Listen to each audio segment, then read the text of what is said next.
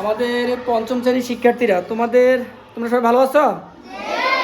আচ্ছা, তোমাদের প্রাথমিক গণিত বইয়ের ভগ্নাংশ অধ্যায়ের এখানে একটা যোগ্যতা ভিত্তিক প্রশ্ন লেখা আছে। সমস্যা একটু শোনো।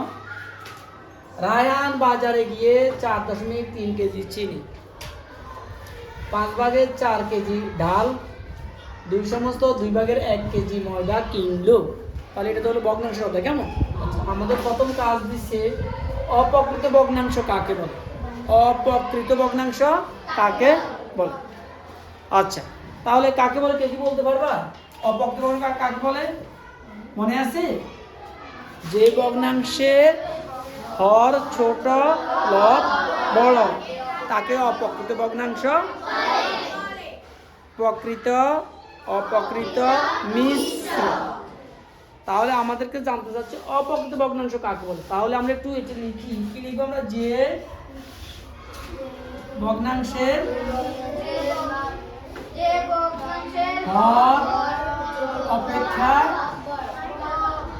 অপেক্ষায় লব বড় তাকে অপ্রকৃত ভগ্নাংশ।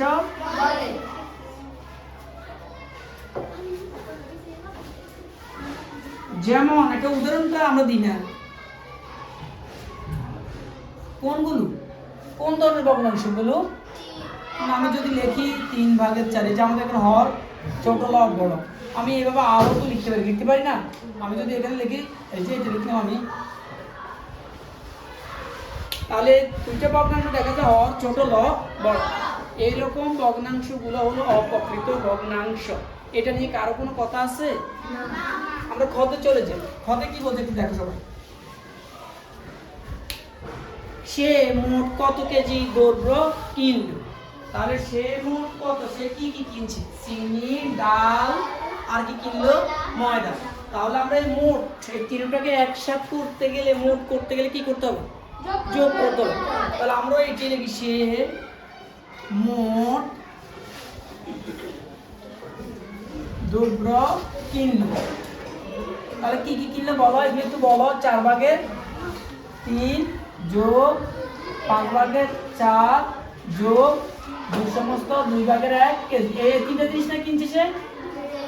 কি কি কিনলো? চিনি, ডাল, ময়দা। আচ্ছা, এখন আমরা ভগ্নাংশের যোগগুলো কিভাবে করা হবে এগুলো খুব ইম্পর্টেন্ট, আমরা একটু দেখি।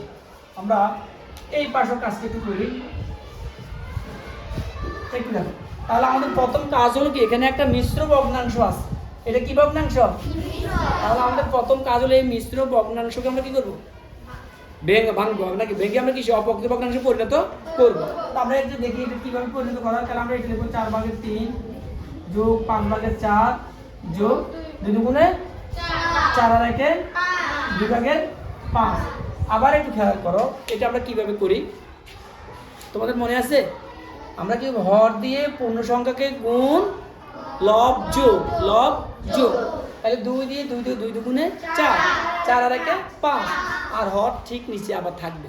তাহলে আমাদের পূর্ণ সংখ্যা মিশ্র ভগ্নাংশটা আমরা ভেঙে অপ্রকৃত ভগ্নাংশ নিলাম। এবার আমরা কি করব? 4 5 2 কে আমরা সমহর করব। কি করব? সমহর করতে গেলে 4 5 2 এর লসাগু বের করতে হবে। একটু দেখো, 4 5 2 এর লসাগু। 2 দিয়ে যায় 2 গুণে 4, 5 যায় না, বসে গেছে 2 কে 2। এখন আমি যদি আবার দিতে যাই, 5 কে যায় 2 কে যায় না, 2 দিয়ে দিলে 2 কে যায় 5 কে যায় না, দরকার নেই। এমন অবস্থা আমরা কি করি? 2 গুণ 5, 5 দুগুণে 10, 10 দুগুণে 20। তাহলে লসাগু কত পেলাম আমরা? 20।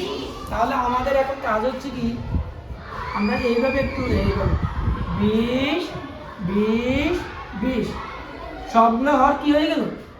সমহর হয়ে গেল। প্রথমে কি সমহর ছিল? সমহর এখন হয়েছে। তাহলে যখন সমহর হলো তখন লবগুলো পরিবর্তন হয়ে যাবে। তাহলে লবগুলো পরিবর্তনের নিয়মটা একটু দেখো। আমরা কি করবো? হর দিয়ে এই হরকে ভাগ করব। ভাগ করো, 4 দিয়ে 20 কে ভাগ করো, 5, 4 5 20, 5 5 দিয়ে আমরা উপরে লবকে গুণ করব। 5 গুণ 3, 3 5 15। আবার একই কাজ করো, 5 দিয়ে তুমি 20 কে ভাগ করো, 4 4 দিয়ে তুমি উপরে 4 কে গুণ করো, 4 4। আবার 2 দিয়ে তুমি 20 কে ভাগ করো, 10 10 দিয়ে তুমি 5 কে গুণ করো। এবার আমরা এখানে একটা 20 লিখলাম, 15 যোগ 16 যোগ 50, ঠিক আছে। এবার আমরা যোগের কাজটা করে ফেলি। 0 6 6 এর পাশে কত? 11, 11 এর 1, হাত থাকে 1, 5 এর 1 6, 6 এর 1 7, 7 এর 1 8, কত হলো? 20 ভাগের 81, 20 ভাগের 81 কেজি নাকি। এখন আমরা এই 20 ভাগের 81 কে কিন্তু আমরা কি করতে পারি, আমাদের লব বল, এটাকে আমরা ভাগ করতে পারি। তাহলে আমরা এটাকে তো এটা লিখতে পারি, দেখো একটু, আমরা 20 কে এই ভাগ করব, 20 দিয়ে 81 কে ভাগ করব, কত? 4 20 80, 1 থাকে।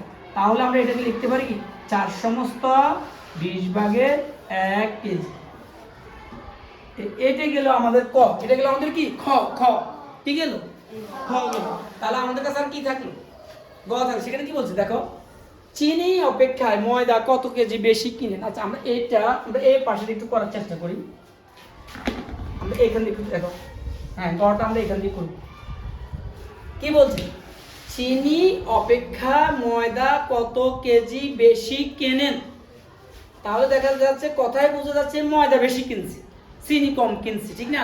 আর এমনিতে তো বোঝা যায় 4 ভাগের 3 ভাগ হলো, 4 ভাগের 3 হলো কি 3 কেজি চিনি, আর এখানে 2 সমস্ত 2 ভাগের 1 কেজি কি ময়দা। পূর্ণ সংখ্যায় তো 2 আছে, তার মানে এটা তো বোঝা যায় ময়দা বেশি। আরেকভাবে বুঝবো, দেখো আমরা এটাকে যে সমহর করলাম, এই 4 ভাগের 3 কে সমহর যখন আমরা করছি তখন সেটা কি হয়েছে? 20 ভাগের 15 না? এই যে 4 ভাগের 3, এই যে 20 ভাগের 15, আবার এই যে 2 সমস্ত 2 ভাগের 1, সেটা হলো 2 ভাগের 5, সেটাকে আবার যখন আমরা সমহর নিলাম তখন কত হলো? 20 ভাগের 50। হর যদি একই হয়, লব যেটা বড় সেটাই তো বড় ভগ্নাংশ। তাহলে আমাদের এই যে 20 ভাগের 50 এটা হলো সবচেয়ে বড়, আর এটা কে? ময়দা। তাহলে আমরা এখন ময়দা থেকে যখন চিনির কেজিটা বিয়োগ করে দিব, তখনই আমরা বুঝবো ময়দা কত কেজি বেশি কিনে। তাহলে আমরা এই লাইনটা এখানে লিখি, চিনি অপেক্ষা ময়দা বেশি কেনেন, বেশি কেনেন, কেন। তাহলে সমান সমান দিয়ে আমরা এখানে দিব। তাহলে দেখো একটু খেয়াল করো, আমরা পুরো প্রথম থেকে আবারও লিখি। এটা মানে ময়দা আমাদের বিয়োগ, আর চিনি কত? 4 ভাগের 3, ব্র্যাকেট দিলাম, কেজি লিখলাম। এখন এই 2 ভাগের এটাকে আমরা কত লিখছি তোমাদের মনে আছে? এই যে দেখো এটাকে আমরা 2 ভাগের 5 লিখছি না? এরপর পরেরটা আমরা পরে আসবে, একটু ওয়েট করো। এবার আমরা বিয়োগ করব, বিয়োগ করলে আমরা সমহর করব, সমহরে যোগ করছি, এখন সমহরে বিয়োগ করব।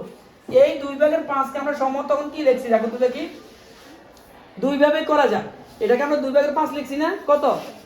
2 ভাগের 5। এখন 2 আর 4 লসাগু কিন্তু 4 হবে, কত হবে? 4।